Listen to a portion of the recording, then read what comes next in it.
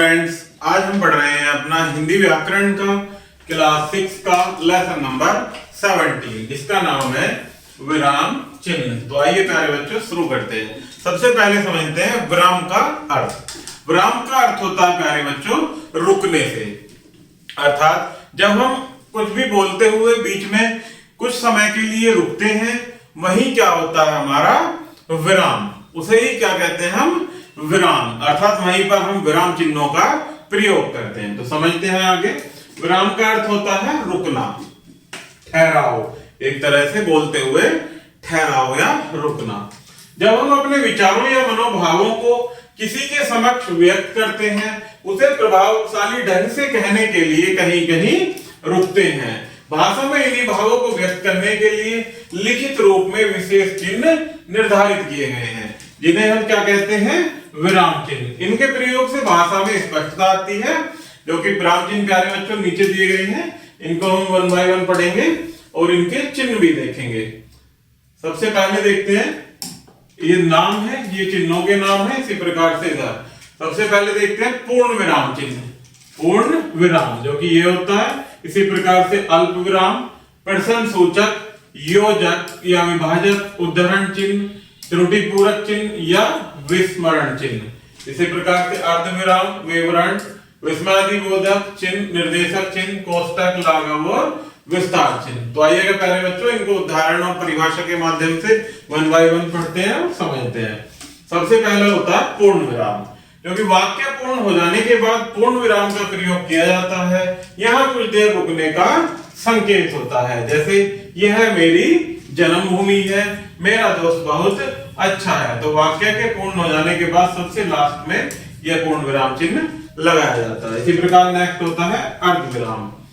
वाक्य के बीच में एक बात पूर्ण हो जाने पर जहां थोड़ा रुकना होता है वहां अर्ध विराम चिन्ह का प्रयोग होता है। इस चिन्ह के संकेत पर पूर्ण विराम से आधी अवधि तक रोका जाता है।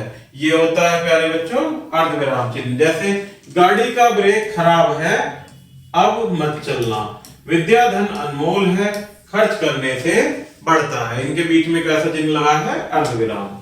नेक्स्ट होता है अल्प विराम।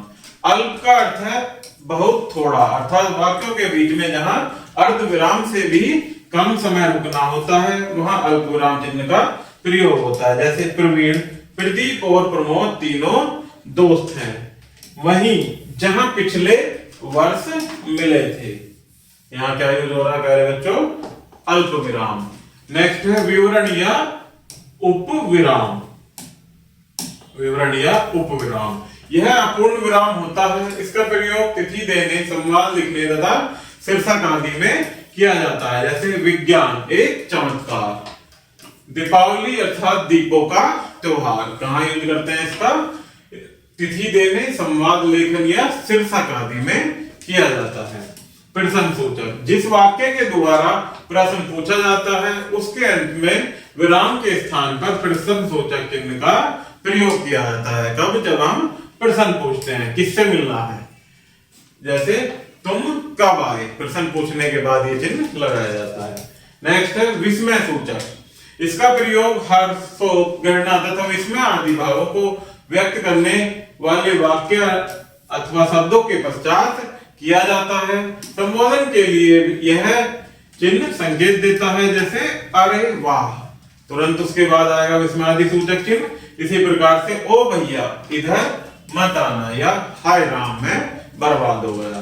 नेक्स्ट है योजक या विभाजक चिन्ह। इसका प्रयोग उन दो शब्दों के मध्य किया जाता है जो किसी संबंध के कारण एक साथ आते हैं। समस्त पदों, युग्म शब्दों तथा उपमेय उपमानों के मध्य आपसी संबंध को दर्शाने के लिए योजक चिन्ह लगता है। जैसे पाप पुण्य, पति पत्नी, भाई बहन, माता पिता, दिन रात, ऐसे शब्दों के बीच में क्या शब्द लगता है चिन्ह योजक चिन्ह। जैसे जीवन में सुख दुख आते जाते रहते हैं। नेक्स्ट है प्यारे बच्चों निर्देशक चिन्ह। किसी बात को स्पष्ट बोलने के लिए वाक्यांशों तथा वाक्यों के बीच निर्देशक चिन्ह का प्रयोग करते हैं। जैसे शिक्षक, बताओ हमारी मातृभाषा क्या है। भगवान महावीर ने कहा जियो और जीने दो। इसी प्रकार से नेक्स्ट है प्यारे बच्चों उद्धरण चिन्ह। कौन सा? उद्धरण चिन्ह। किसी व्यक्ति के मूल कथन या रचना के अंश को ज्यों का त्यों प्रस्तुत करने के लिए उद्धरण चिन्ह का प्रयोग होता है, जो कि इस प्रकार से डबल डबल बिंदु लगाए जाते हैं। उदाहरण से देखते हैं। शास्त्री जी ने कहा जय जवान जय किसान, इसको ज्यों का त्यों दिखाने के लिए ये वाले चिन्हों का प्रयोग किया जाता है। शिक्षक ने कहा कल हम पिकनिक पर चलेंगे, तो इस प्रकार से इस चिन्ह का प्रयोग किया जाता है। नेक्स्ट है प्यारे बच्चों कोष्टक। कोष्टक चिन्ह 3 प्रकार के होते हैं, ये आप देख सकते हैं यहाँ प्यारे बच्चों। भाषा के क्षेत्र में अधिकतर एक ही प्रकार का कोष्टक जो कि ये होता है, मैक्सिमम इसी का प्रयोग होता है। और बचे हुए 2 प्रकार के कोष्टकों का प्रयोग प्यारे बच्चों गणित इत्यादि विषय में होता है। वाक्य में किसी शब्द का अर्थ या जरूरी विवरण लिखना हो तो उसे कोष्टक में लिख दिया जाता है। जैसे वह कलकत्ता या कोलकाता, कलकत्ता को क्या कहा जाता था पहले, कोलकाता, या इसको कोष्टक में लिख सकते हैं। सिद्धार्थ जिसका क्या नाम है गौतम बुद्ध, उसका दूसरा नाम लिखने के लिए अर्थात एक विशेष शब्द को दिखाने के लिए इस वाले कोष्टक का प्रयोग किया जाता है कि पत्नी का नाम यशोधरा था। नेक्स्ट है त्रुटि पूरक चिन्ह। लिखते समय जब कुछ शब्द शेष या छूट जाए तो उसको ऊपर लिखकर जिन शब्दों के बीच में वह अंश आना चाहिए उनके बीच में त्रुटि पूरक चिन्ह लगा दिया जाता है। जैसे आप भी हमारे घर आइएगा, जैसे यहाँ हमें हमारा लिखना था तो वह हम भूल गए, तो यहाँ ये वाला चिन्ह लगाकर इसको ऊपर लिख दिया जाता है। तुम इस विद्यालय में कब से पढ़ रहे हो। नेक्स्ट है प्यारे बच्चों लाघव चिन्ह।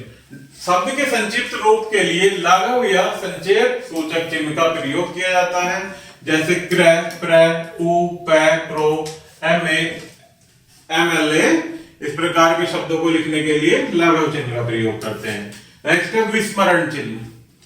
यदि लेखन के समय कोई भी महत्वपूर्ण बात का हिस्सा छूट जाए तो उसे वक्तव्य के अंत में लिखने से पूर्व और जहां वह बात लिखी जानी चाहिए थी दोनों स्थानों पर इस चिन्ह का प्रयोग किया जाता है। जैसे आज हमारे विद्यालय में क्रिकेट मैच खेला गया। 1 बजे जब मैच का जलपान काल चल रहा था तो कुछ विद्यार्थियों में झगड़ा हो गया। झगड़ा इतना बढ़ गया कि प्रधानाचार्य जी तक बात पहुंच गई। यह मैच डीपीएच एवं आप स्कूल की 6वीं क्लास के मध्य था। तो प्यारे बच्चों ये वाली बात जो हमारी यहाँ पर लिखी है ये यहाँ आनी चाहिए थी, तो इसलिए एक चिन्ह यहाँ लगाया गया और एक यहाँ लगाया गया। इसका अर्थ है कि ये वाली बात यहाँ आएगी, इसलिए इस चिन्ह का प्रयोग किया जाता है। नेक्स्ट है प्यारे बच्चों विस्तार चिन्ह। जब किसी गीत या कथन को आगे बढ़ाने के लिए समय पुनः पुनः बोला जाए तो लेखन महाविस्तार के संकेत चिन्ह इस प्रकार के 4 बिंदुओं का प्रयोग होता है। जैसे तूफानों की ओर बढ़ा दें नाविक निज पतवार, नाविक निज पतवार। तो ये पतवार शब्द कई बार हमें इसको रिपीट करना पड़ रहा है, उसके लिए रिपीट ना करके इस चिन्ह का प्रयोग कर दिया जाता है। आगे देखते हैं प्यारे बच्चों अध्याय संक्षेप। लिखित भाषा में विराम को प्रदर्शित करने के लिए जिन चिन्हों का प्रयोग होता है उन्हें विराम चिन्ह कहा जाता है। वाक्य के पूर्ण हो जाने के संकेत के लिए पूर्ण विराम चिन्ह का प्रयोग होता है। तो प्यारे बच्चों इस प्रकार से हमारा ये लेसन यही समाप्त होता है। आशा करता हूं कि आपको यह वीडियो जरूर पसंद आई होगी। धन्यवाद।